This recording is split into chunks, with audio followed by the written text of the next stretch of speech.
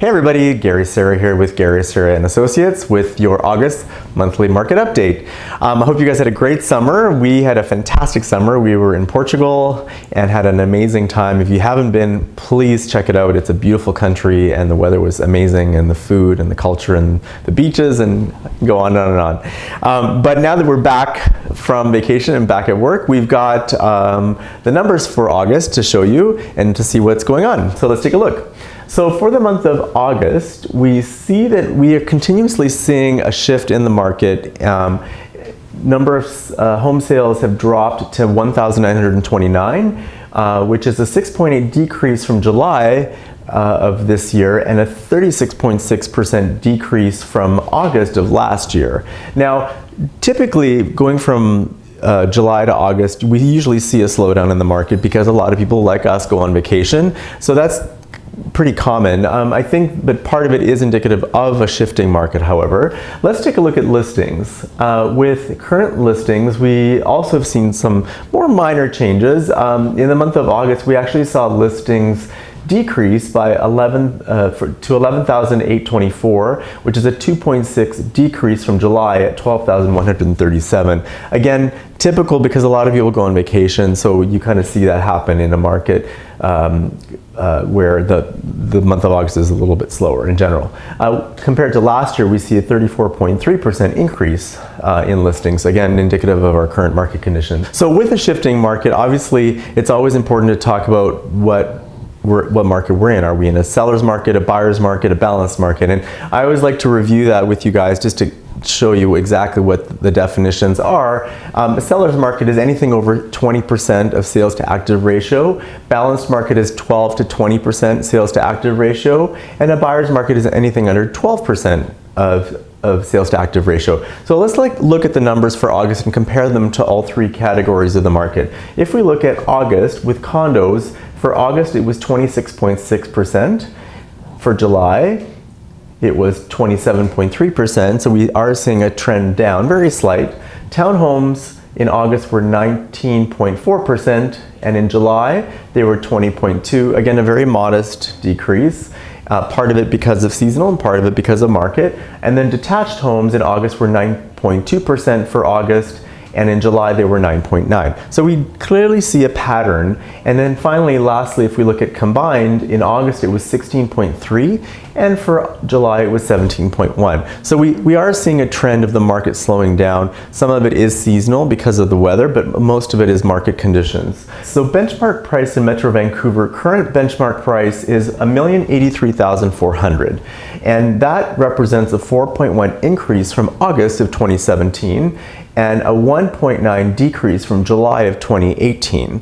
Now let's look at the three categories and see how that translates out in terms of benchmark price. From the Real Estate Board of Greater Vancouver statistics, benchmark price for detached homes was $1,561,000, and apartments or condos was $695,500, and townhomes was benchmark price of $846,000. Now what does this all mean? If we look at the numbers, we are definitely seeing a trend.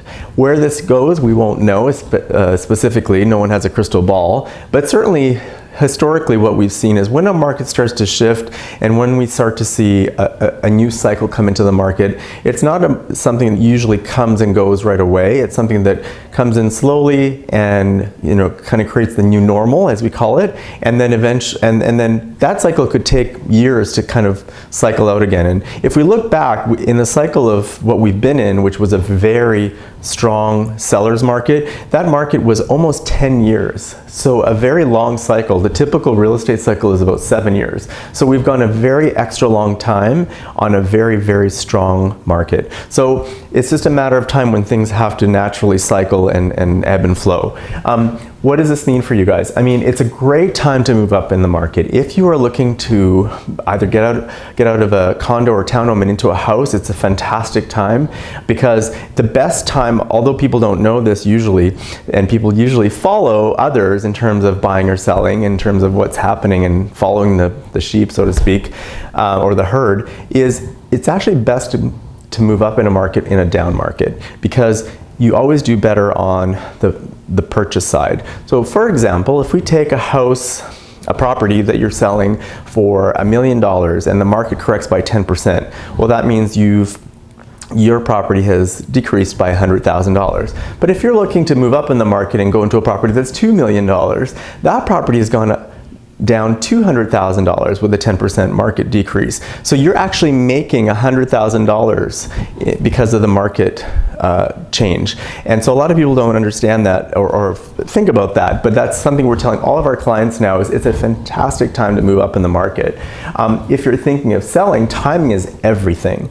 Now, if you're thinking of selling and the market is shifting, and if you're not necessarily getting back into the market, or maybe you might get back in, but it might be down the road, the sooner the better. Timing is everything. The longer you wait, the less you'll get, is what we've seen in the past. So one thing that's good also for buyers, all of our buyers out there, it's a great time to buy because there's less competition. We are still seeing bidding wars once in a while, mostly in the condo market and townhouse market, sometimes in the detached if the strategy has been taken where they're really underpricing the property, which some of our clients are still doing just to optimize the amount of offers coming to the table.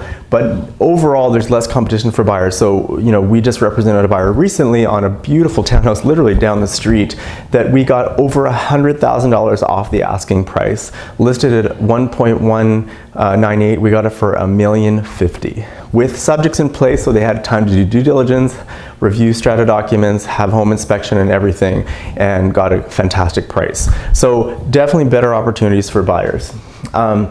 When it comes to selling, strategy is everything. We've talked about this before, but we always offer 3 pricing strategies: pricing at market, pricing a little bit ambitious, wait and see, or pricing below market to create more activity and more of a frenzy. And we are not recommending the wait and see approach anymore, because the longer you wait, the less you'll get, and it's kind of like chasing a snowball down a hill. We are now just recommending to our clients pricing at market or slightly below to try to get that attention, and by and large all of our clients are taking that strategy. So I hope this helps. If you have any further questions, of course, reach out to me directly. My numbers and information are here, or go to our website garysarah.com, and we'll talk to you next month. Have a great day.